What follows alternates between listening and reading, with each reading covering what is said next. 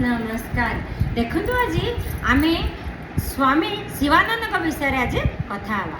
से हेले एवं भी बोझुंट से 1896 मसीह जन्म होते एवं 2022 मसीह राष्ट्रपति भवन रे रामनाथ कोविंद द्वारा सेतेबेलर प्रेसिडेंट राष्ट्रपति रामनाथ कोविंद जी से पद्मश्री पुरस्कार रे पुरस्कृत करथिले।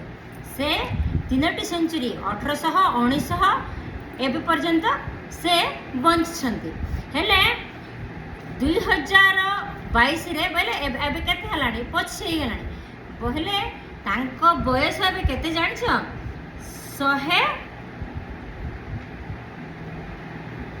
तांको बयस 128 वर्ष सेते बेलको 125 वर्ष हेले एई सब विषय छाड़ तांके काहे कि सेते मेंटली फिजिकली कोन पाई सेते स्ट्रांग थिले। से 100 वर्ष तले मोबाइल वर्ल्ड रो दूर थिले, इंटरनेट रो दूर थिले।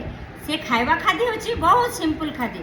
देखंतु मो एई मुनिंगाडा एबे खाली पानी रे बॉयल करछि एमिति खादी ही खाइबार। सखाळे 4टा उठिबे, मेडिटेशन करिवे, योगा करिवे, तापरे मोबाइल वर्ल्ड इंटरनेट वर्ल्ड को पूरा दूर है कि स्वास्थ्य सरल बोले प्रत्येक तांको जिनस कौन से व्यक्ति भी करना कौन से व्यक्ति भी करना निज काम निजे ही करछंती से पर्यंत सुस्थ सबल एतिके मु विदाय नेली। कौन बोली सेमिति लोक आम कथा हाँवाई हेले भी आमको भी भाग्य थवार अच्छी। शुणु आम बहुत लोक को देखो मात्र भल जो लोक पाखे अच्छी आम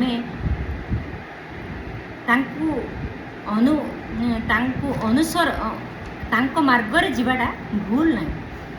एतिक विदाय अच्छी भूल भटका कहते क्षमा करंतु।